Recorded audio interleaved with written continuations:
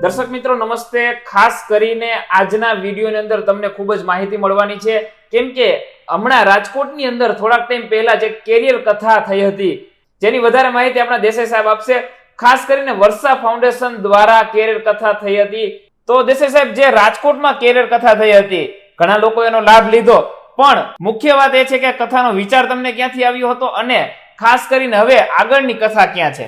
Okay, વર્ષા foundation તરફથી તમામ જે મારો વિડીયો જોઈ રહ્યા છે બધાને નમસ્કાર. મિત્રો, હું પોતે રાજકોટમાં રહું છું અને રાજકોટની અંદર બાળકોના કેરિયર માટેની એક સંસ્થા ચલાવું છું, જેનું નામ છે વર્ષા ફાઉન્ડેશન.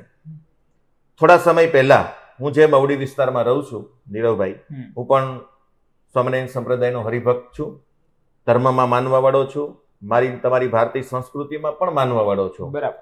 પણ જ્યારે મવડી વિસ્તારમાં એક કથા પછી બીજી કથા, બીજી કથા પછી ત્રીજી કથા, પછી ચોથી કથા બેસવી જ જોઈએ. હું કથાનો વિરોધી નથી. મહાભારત કથા છે, ભાગવત કથા છે, રામાયણ કથા છે, આવી કથાઓ અવારનવાર બેસે છે. અને આજે તો ગુજરાતની અંદર ઉનાળામાં ને શિયાળામાં એક ટાઉનની અંદર 25-30 કથાઓ બેસે છે. બરાબર. અને હું રોજ મારા ઘરેથી નીકળું એટલે મને વિચાર આવે કે હું એક શિક્ષક તરીકે, એક સારા એજ્યુકેટેડ પર્સન તરીકે સમાજને એવું શું આપું કે જેથી કરીને સમાજ ઉન્નતિ તરફ જાય. બરાબર. અને મારા મગજમાં વિચાર આવ્યો કે જેવી રીતે ભાગવત કથા 7 દિવસની હોય, એવી રીતે માતા પિતા પોતાના બાળકનું બેસ્ટ કેરિયર બનાવી શકે એના માટે આપણે કેરિયર કથા કરવી છે. આ વિચાર મગજમાં આવ્યો. બરાબર. જેવો વિચાર મગજમાં આવ્યો એટલે અમલમાં મૂક્યો. ગયા મહિનાની એટલે કે 5મા મહિનાની 27, 28, 29 ને 30 સાંજે 8 થી 11 આપણા રાજકોટમાં કેરિયર કથાનું આયોજન થયું.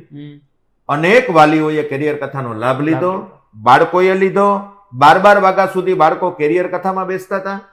એથી વિશેષ હજારો વાલીઓના એવા રિવ્યુ મળ્યા કે વિનોદભાઈ, અત્યાર સુધી કથાઓ તો ખૂબ સાંભળી હતી, બરાબર, પણ આજે કંઈક અલગ કથા સાંભળી જેમાં અમે અમારા બાળકોના કેરિયર કેમ બનાવવા, અમારા બાળકોના કેરિયર કેમ ઉજળા બને એની સચોટ માહિતી મળીને તો અમને એને સરસ મજાના અભિનંદનો પાઠવ્યા. બરાબર. એટલે હવે મને ઈચ્છા થઈ કે કંઈક સમાજ માટે કરવું છે અને ત્યાંથી આ કેરિયર કથાનો વિચાર આવ્યો. બરાબર છે. વાહ. તો વિનોદભાઈ, રાજકોટમાં એક સફળ જે કેરિયર કથા થઈ છે, તો હવે આગામી કથા આપણી ક્યાં છે? ઓકે, સુરતમાં પણ વર્ષા ફાઉન્ડેશનના ઘણા બધા બાળકો લાભ લઈ રહ્યા છે. એટલે આગામી આપણી જે સપ્તાહ એટલે કે કેરિયર કથા બરાબર સુરતમાં થવા જઈ રહી છે. આગામી 5 જૂન, 6 જૂન, 7 જૂન અને 8 જૂન સાંજે 8 થી 11:30 બરાબર સુરતના યોગી ચોક વિસ્તારમાં સરસ મજાની આ કેરિયર કથાનું આયોજન થયું છે.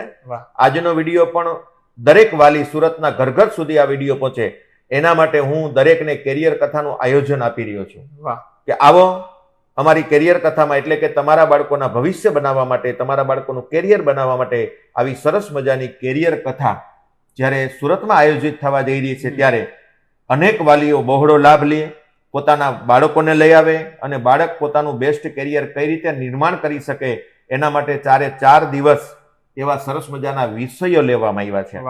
આ 4 દિવસના જે વિષયો છે ને, એ બાળકને કોઈ દી ન મળ્યું હોય, એના વાલીઓને કોઈ દી ન મળ્યું હોય, આટલું સચોટ માર્ગદર્શન એ કેરિયર કથાના માધ્યમથી વાલીઓને મળવાનું છે. એટલે એક અપીલ કરી રહ્યો છું સુરત વાસીઓને કે મિત્રો, ભાગવત સપ્તાહ તો ઘણી સાંભળી, મહાભારત કથાઓ ઘણી સાંભળી, કદાચ માની લો કે રામાયણ કથાઓ પણ ઘણી સાંભળી અને થવી પણ જોઈએ, હું એનો હિમાયતી છું. પણ કંઈક અલગ કથા એટલે કે કેરિયર કથા, તમારા બાળકના બેસ્ટ કેરિયરને નિર્માણ કરવા માટેની કથા થઈ રહી છે.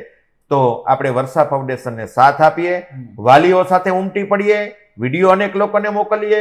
એક ઘરે પાસ ન પહોંચ્યો હોય તો બીજે ઘરે પાસ કેવી રીતે પહોંચે, અમે એને પાસ પહોંચાડવા માટે શું કરી શકીએ, આવી ચિંતા કરીને એક એપાર્ટમેન્ટમાં એક વ્યક્તિ પાસે આ વિડીયો આવે ને તો અનેક લોકોને આ વિડીયો મોકલી અને આવનારી કેરિયર કથામાં હજારો વાલીઓ ઉમટી પડે અને એવું સાબિત કરે કે અમે માત્ર ટીલા તાણવા વાળા નથી, અમે માત્ર ધાર્મિક નથી, અમે કંઈક અમારા બાળકોની ચિંતા લઈને પણ બેઠા છીએ જો અમે કેરિયર કથામાં ઉમટી પડ્યા છીએ.